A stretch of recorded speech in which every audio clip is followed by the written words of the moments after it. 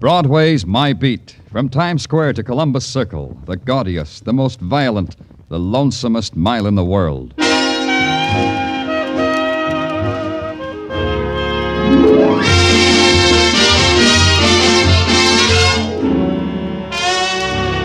Broadway's My Beat, with Larry Thor as Detective Danny Clover.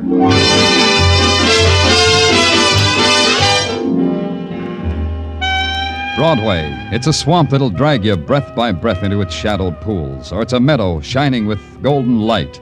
It's a place and a time and a loneliness that reaches out for you, then beckons you into an airless room and locks the door. And you get out or you don't. Either way, it's Broadway, My Beat.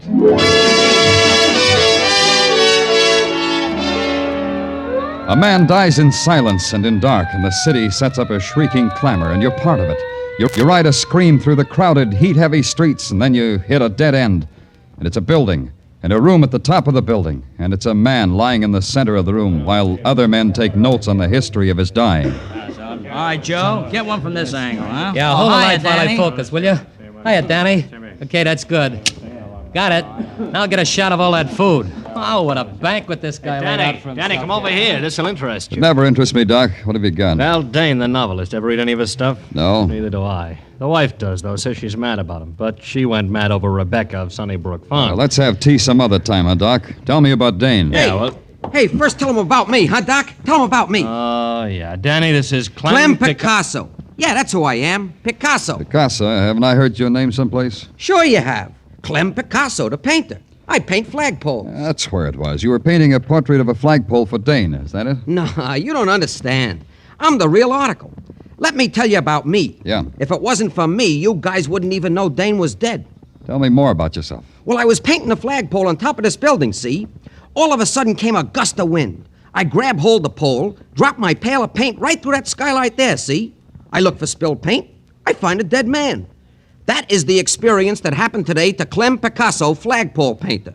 Unforgettable. It'll live in my memory, too. You got anything to add to that, Doc? Only this, Danny. This room is a fortress. Dane must have built it on top of his penthouse for a retreat. It's ventilated by an air conditioning system. The only source of outside light is that skylight, and that's at least 30 feet from the floor. Mm-hmm. There's no phone, and the room was locked and bolted from the outside. Dane couldn't get out. This place is bare. No writing materials, nothing. Yeah, like a tomb. Maybe he needed this kind of atmosphere to think. Maybe. All the boys found when they broke in here was Dane and that table, loaded with food, all jarred. Fruits, chicken, all sorts of good things to eat. What's the matter, Doc? You hungry? Just tell me how Dane died. He died of starvation, Danny. Huh? Yeah, all that food, and he died of starvation. Curious man, this Val Dane. Huh, Danny? I could have dropped it right there. Val Dane, I told myself, had committed suicide by starving himself to death, thereby obtaining new material for his next novel. That's what I told myself. That's how much sense it made. And that's why I couldn't drop it. In New York, hardly anybody dies in a vacuum. A man as famous as Val Dane never does. There has to be a close friend or relative to break the news to, and in a case like this, to question. It wasn't tough to find out that Val Dane had a wife, now divorced, and a city directory said she lived on West 79th Street. It was apartment 105. As simple as that.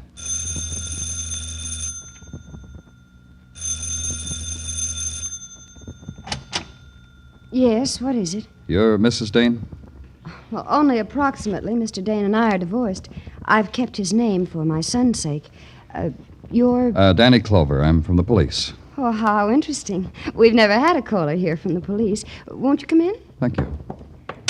I do hope you'll stay until Jimmy comes home. Jimmy is my son, Mr. Clover. I'm sure he'd love to hear the experiences you'd have to tell him. In here, the living room. That's quite a collection of glass toys there on the floor. Clowns, building sets, animals, and all in glass.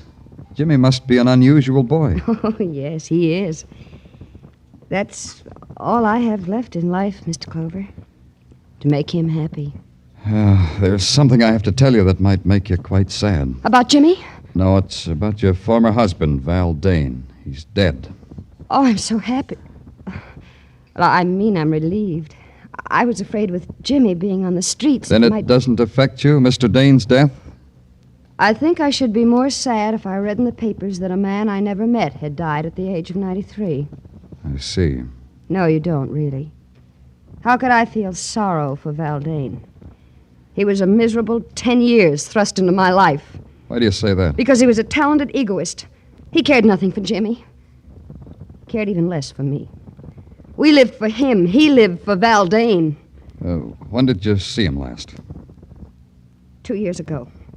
In that horrible cabin in the Adirondacks. He forced us to go there so he could write. And one more thing, Mr. Clover. Yes? When you write your report about me, put this down. Put down Joanne Dane, Val Dane's ex-wife. She's glad he's dead.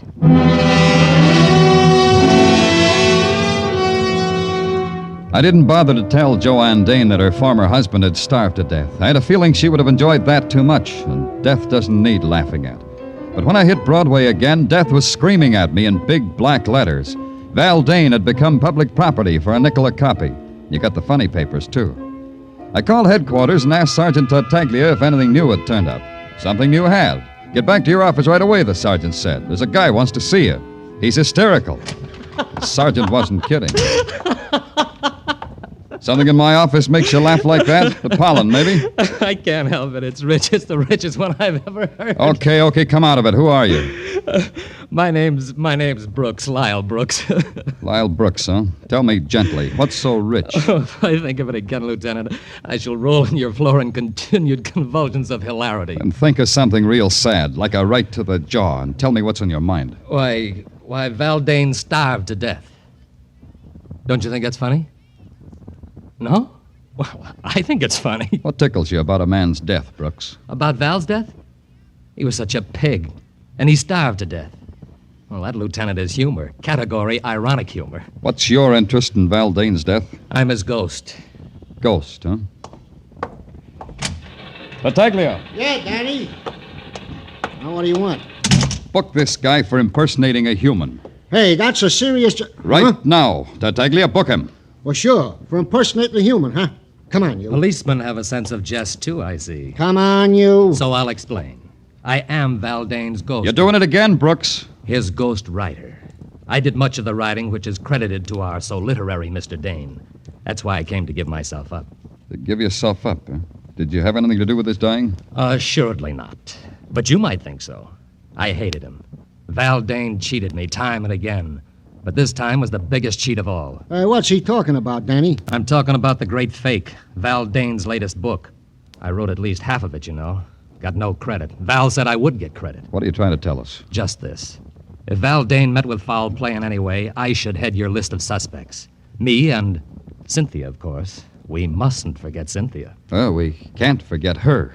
Cynthia who? Cynthia Troy. Why, everybody knows she's the woman in The Great Fake. Heavens. Do you mean to say you haven't read the book, Mr. Clover?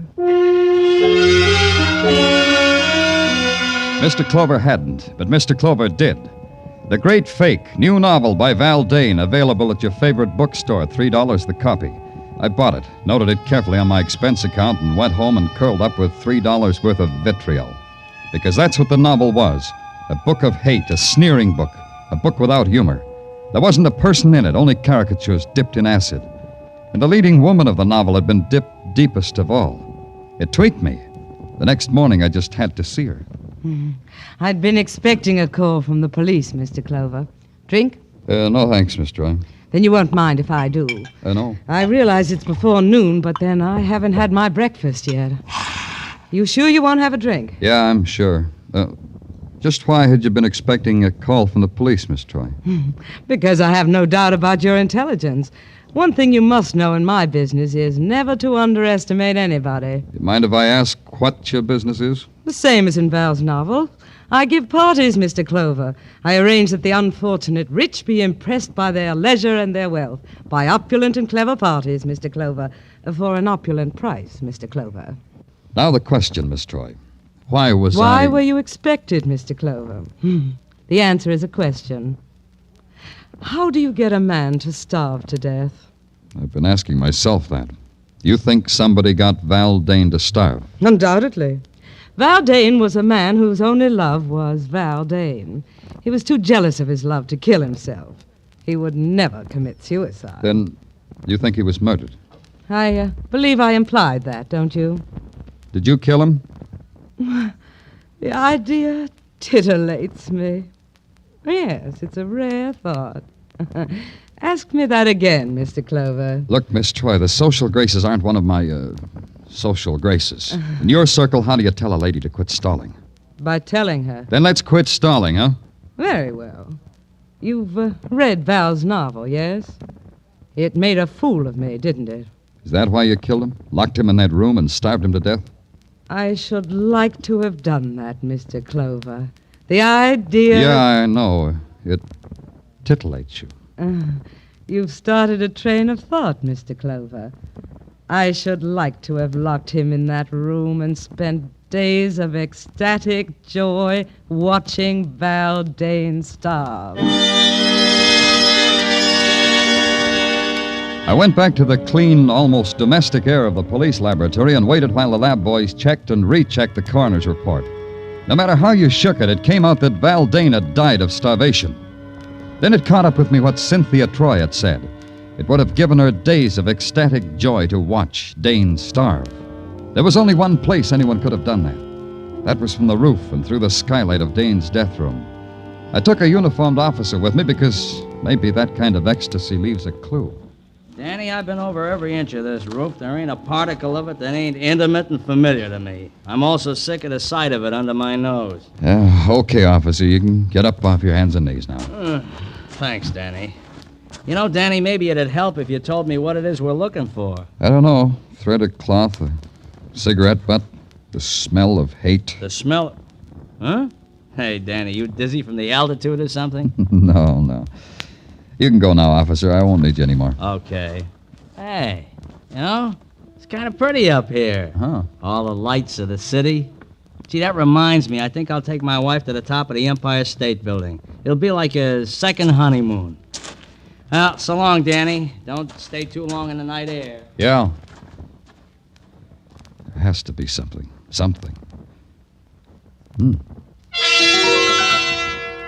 Didn't make sense what I saw. A piece of Scotch tape stuck to one of the panes of the skylight. I leaned down to examine it. And then there was something that did make sense. The sound of someone moving toward me. And then I whipped out my gun and ducked behind the jut of the skylight. And then it found me.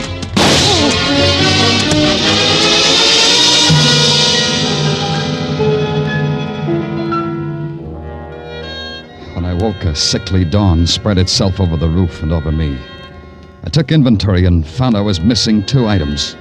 A valuable hunk of skin from my right temple and a piece of Scotch tape. Just that. Scotch tape.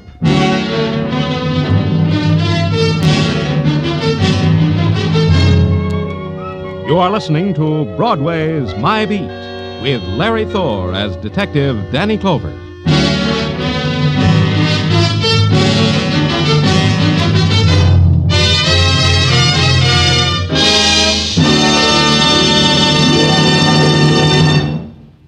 A thrill a minute. High-tension suspense from the word go. Dramatic excitement that builds and builds until it explodes in a smashing climax. That's Inner Sanctum, the great mystery show that's another of CBS top-notch Monday night programs. You'll find Inner Sanctum one of the most entertaining spots on your Monday night listening schedule. And remember, Lux Radio Theater returns next Monday, August 29th, for its 15th year of great dramatic presentations. Inner Sanctum, Lux Radio Theater, every Monday night over most of these same CBS stations. Now back to Broadway's My Beat.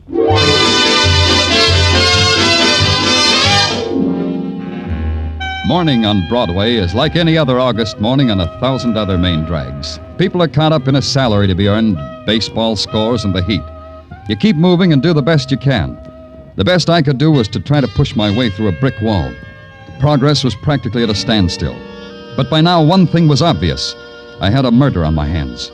Val Dane had been found starved to death in a locked room with a banquet spread before him. That in itself was something to nick the curiosity. But when I got too curious, somebody had taken a shot at me. Draw a line and add that up, and you get a 6-letter word meaning foul play.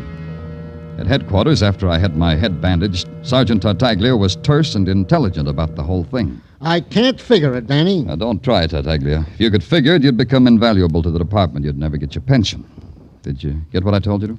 Yeah, one piece of frosted glass, just like you said. Thanks. Where'd you get it? Now, Danny, where would you get a piece of frosted glass at police headquarters? Out of the men's powder room. You better hurry up with it. Yeah. Now, we'll tear off a piece of scotch tape. Now, we'll paste it over the glass like this. What are you doing, Danny? Pasting scotch tape on frosted glass. It's the latest craze. Now we hold it up to the light. Look through it, Tartaglia. Get up close and look through it. Hey, you can see right through it. The part of the glass with the scotch tape on it, you can see right through. Hey, that's a neat trick, Danny. It's also a clue, Sergeant. The skylight to Val Dane's retreat was frosted glass. Somebody stuck that missing piece of tape on the glass so they could watch Val Dane die. Uh-huh. Tartaglia, suppose you were locked in a room loaded with food and you were starving to death. What would you do? I'd eat the food. Unless what, Tartaglia? Unless nothing, Danny, I'd eat the food. Unless what, Tartaglia? Danny, I said I'd eat the food unless it was poison, Danny. You're so right. Tartaglia, I want all the food found in Val Dane's room transferred to the technical lab right away. I want every piece of it analyzed for poison. I want the analysis on my desk as soon as possible. Right. Now, wait a minute. Yeah. Danny Clover speaking. Plainclothes Meshikov, sir, assigned to follow Cynthia Troy. Okay, Meshikov, what do you got? At 9 a.m. this morning, Cynthia Troy entered the Fifth Avenue apartment of one Michael Green. Who? Cream. Michael Cream. C-R-E-A-M. Cream. You know, like in cream. So I took a plant in the hall. At 9:15, I heard loud voices, which at 9:20 became a heated argument. Who's this Merkel Cream? Oh, him I checked. He's a yogi. A yogi, huh? Oh, that's interesting. These guys go on starvation diets to get next to their souls. Thanks, Mechikov. Stick with Cynthia. Hey, Tartaglia. Yeah, Danny. Get my bed of nails. I'm calling on a yogi.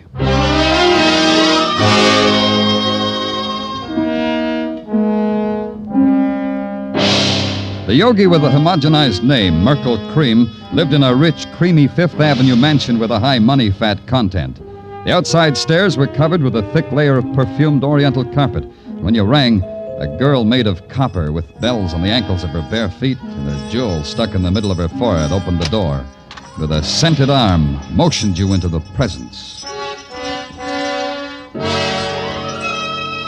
The presence was a muscular man with the body of a professional football player, wearing a plumed turban and an imported English tweed loincloth. He sat in the middle of the floor, bathed in the celestial glow of a baby pink spotlight. And then the presence spake. You have come. Yeah, Mr. Cream, Speak not when I speak. You have come. You said that. You have come to attune yourself to the eternal harmony that lies 6 fathoms deep in the cosmic sea. You will go into the cleansing room. Huh? You will go into the cleansing room and there cleanse yourself and attire yourself in a loincloth. You will find a suitable array hanging from pegs. The panther skin for you, I think. Look, Mr. Have Cream... no fear. They are sterilized after each use. Now go, tortured one, go. Look, Cream, I'm not here to cross your palm with How silver. dare you speak to Merkel Cream thus? How dare you, savage? That's me. Look into your crystal ball and tell me why you should scream at a tortured one named Cynthia Troy and vice versa. How did you know? Don't answer. I will answer for you. You are omniscient, clairvoyant, like the me that is the true me. Like the me that is Danny Clover, New York police. I got a hunk of protoplasm named Meshikov who floats under windows and soaks up things like a fishwife's brawl between you and Cynthia. But you are clairvoyant. The Cynthia underneath Cynthia is a fishwife. She pays you to tell her that? Cynthia Troy is a disciple. Disciple fall out sometimes, as you know. I've heard. Val Dane, he was a disciple, too. What did you do to Dane, Yogi? Put him on a starvation diet for his eternal harmony? Then you've read his book. Yeah, he gave you a paragraph. Let's see if I can remember the exact words. The Yogi, a vicious parasite, a jeweled vampire, a stinking phony. Did I quote the exact words exactly, Yogi Cream? Dane died in a way that pleases me. He died in an agony of hunger. What does it matter if his exact words are remembered? To him or to me, what does it matter? Yeah. Get up, Cream. You're coming with me. I got a feeling you can give me better answers with your pants on. You believe that I'm a fake. You believe what Dane said of me. To put it bluntly, Cream, yeah. Sorry, but yeah. Maybe Dane killed your lush racket with his bestseller. Maybe you knew it would. Maybe you arranged for him to die. Let's go. Help me up, Mr. Clover. Yeah, cosmic harmony makes you weak. All right.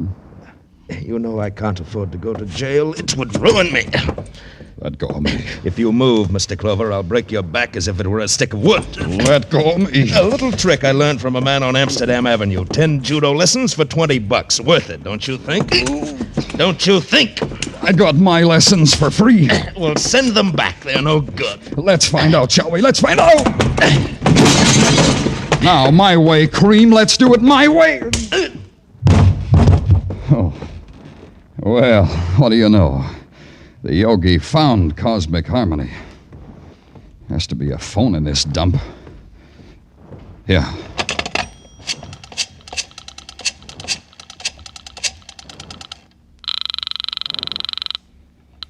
Headquarters, Tartaglia speaking. Tartaglia, this is Danny. Send a stretcher to pick up Yogi. Mr. Merkel Cream? Yeah, he spilled out of his bottle. One stretcher coming up. Hey, Danny, we got a report on that food. Yeah?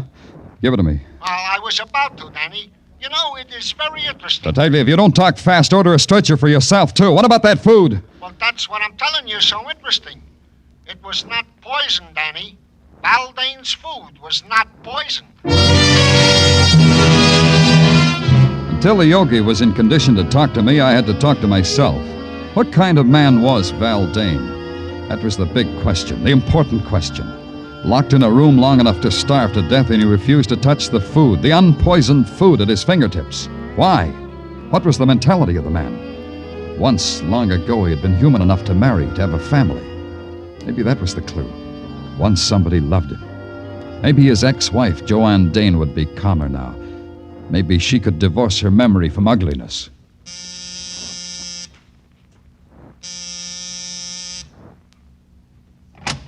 Yes? Who are you? I'm Danny Clover, police detective. Who are you? I'm the landlady. What can I do for you? I want to see Joanne Dane. Joanne's not in any trouble. She's a fine girl. What kind of trouble would she be in? No, I didn't say she was in any trouble. I just wanted to talk to her. Well, she ain't in. Where is she? Oh, Joanne's out for a walk. With Jimmy? Jimmy? What are you talking about? His son, Jimmy. Mister, you got the wrong address. Joanne's got no son. Nobody lives here by the name of Jimmy. Say, what kind of a detective are you anyway? Yeah. What kind, Clover? Let's go find out.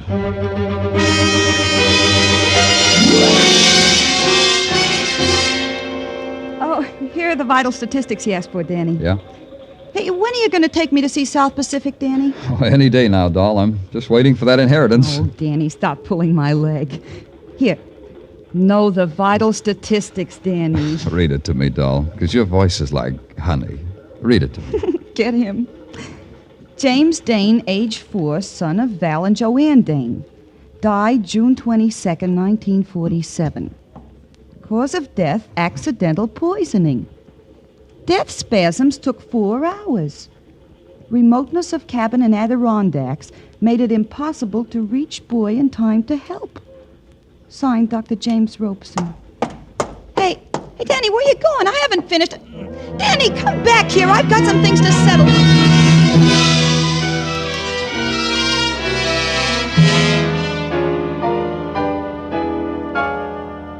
I was out when you called before, Mr. Clover. Yeah, I know. Joanne, your landlady said you'd gone for a walk. With Jimmy. Jimmy loves to walk on a sunny day like this. Where's Jimmy now? Out playing. Joanne, I asked you before. Now, don't lie.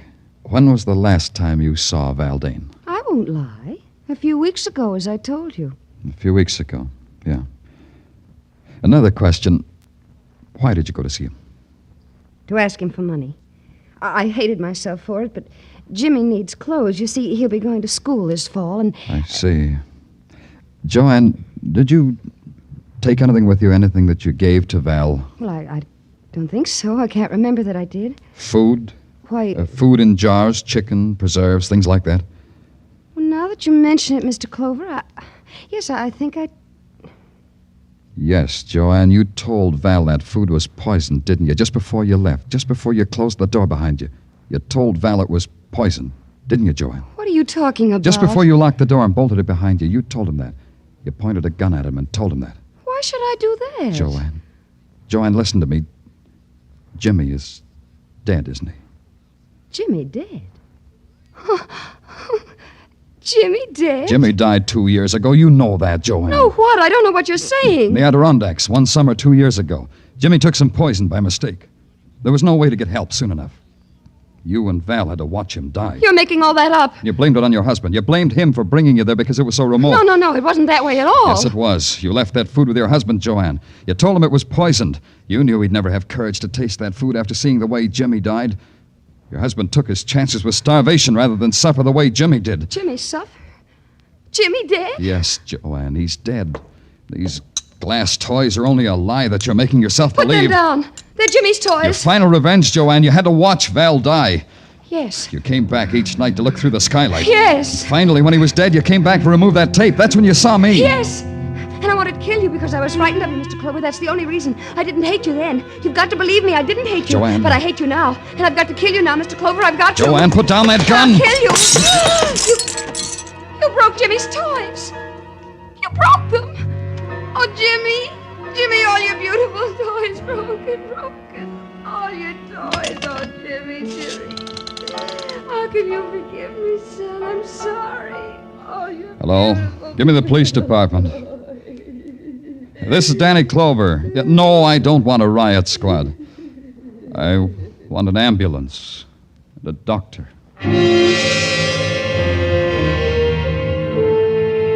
It took 15 minutes for them to come, and in that time I watched the shadows soak up the remnants of her mind. How do you tell a woman her life is done? How do you fill it in reports? How do you make statistics out of it and file it in a ledger? How do you write sorrow as a number? How? Broadway's really living now. It's got a creamy yogi back in circulation. Cynthia is throwing a marvelous party for Patrolman Mishakef. And the ghost, Lyle Brooks, he's haunting another author. Broadway's jaunty now, and it wears a chip on its shoulder. It's flexing its muscles and daring the nighttime. And before it's over, it'll tear itself apart and laugh at its own agony. It's Broadway, the gaudiest, the most violent, the lonesomest mile in the world. Broadway, my beat.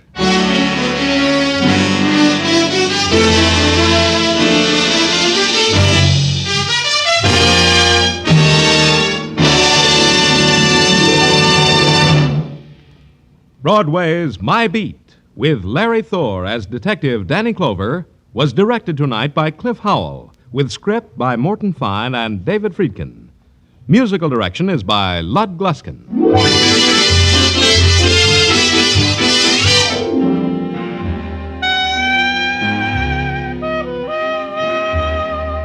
That man is coming back again.